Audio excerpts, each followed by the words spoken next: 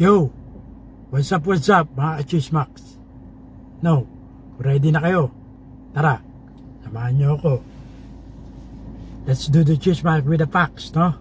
Let's do this. Let's go!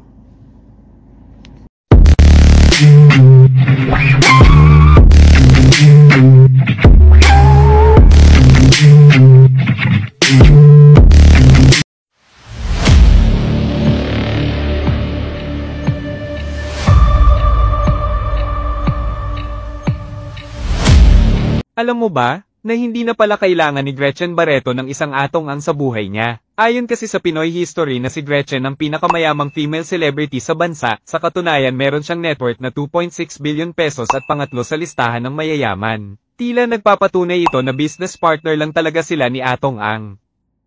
Nakita nyo, no? Well, of course, for the longest time, no, matagal na nagtatrabaho si Gretchen Barreto sa showbiz industry, no?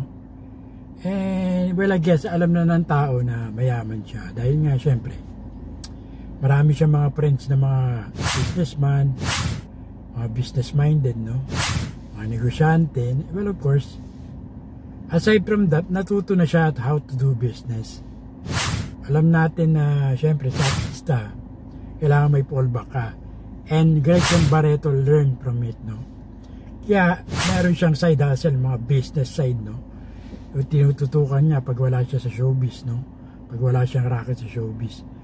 Ito na nga, ayan, no? Sinasabi niya na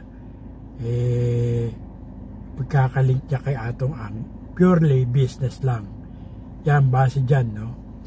Ako naniniwala dito dahil syempre, no, business ang anong katapat niyan, learnings, di ba? Sa tagal ng panahon, marami na natutunan si Gretchen Barreto. At marami pang ano niya, pang number 3, no? Sa mga pinakamayaman na artista, no? Base nga sa mga kumakalat na balita, no? Well, eto, comment down below mga ka-Chismax, no? Ano ba sa palagay nyo, no? Well, ako, sampalataya ako dito kay Gretchen Barreto, syempre, no? Artista, maganda, matalino, at hanggang ngayon, no, parang hindi siya tumatanda, panalong panalo, no? Tsaka syempre kay Tony Boy Cuangco, natuto yan kung paano magnegosyo talaga. Syempre, no, sa tagal ba naman ang kanilang pinagsamahan, kailangan kakadikit mo sa mga tao na mga negosyante, matututo ka rin. Ganun nangyari kay Gretchen Barreto, no? She learned from it, no, na natuto siya magnegosyo. At napakagandang ehemplo niyan, no? Na matuto ka magnegosyo, no? Yun lang, no, mga kapatid, mga ka-Chismax, muli po. Ito po Cesar Castillo Jr. nagsabi, tirahin mo na yan. At baka tirahin pa ng iba, no? Until next time, Chismax with the facts. Peace out.